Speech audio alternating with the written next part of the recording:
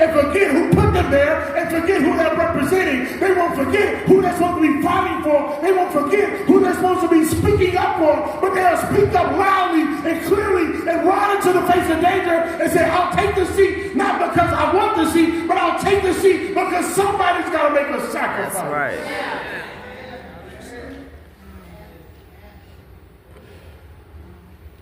So I know what comes with the seat. Yeah. And you know what comes with the seat. Yeah. So I want to know how many of you are willing to sit on the seat. Because most of us want to be placed up on the seat just to ride in and look high. Right. We don't want to ride all the way to the end, because at the end there comes some sacrifice. Right. You're going to have to die to yourself. You're going to have to make some choices that involve you making some concessions in your own life. Because if you make these concessions in your own life, the next generation will be able to live, and the next generation will be able to thrive. You're going to have to speak up and to be able to fight like Jesus was willing to fight for us to make a change, not even so much in your generation, but in times to come, because someone has to fight for today and also position the people for tomorrow. Yes, Lord. And even though Jesus could have stayed in that moment, he could have continued to dwell amongst them and have a well-renowned ministry. He took the seat.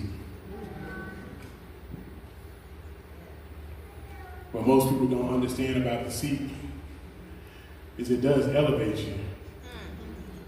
But since it just makes you an easier target. Yeah.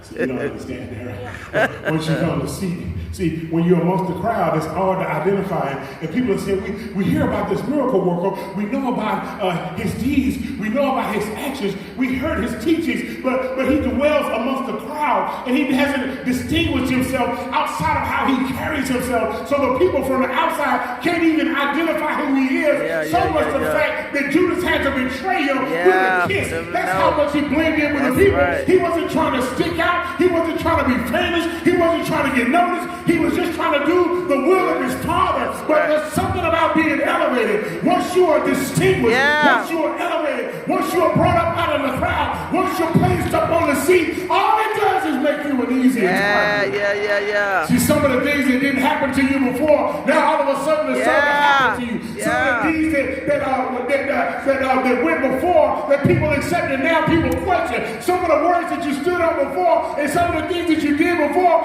may have been folklore and hero like before, but now all of a sudden people have doubt. Yeah.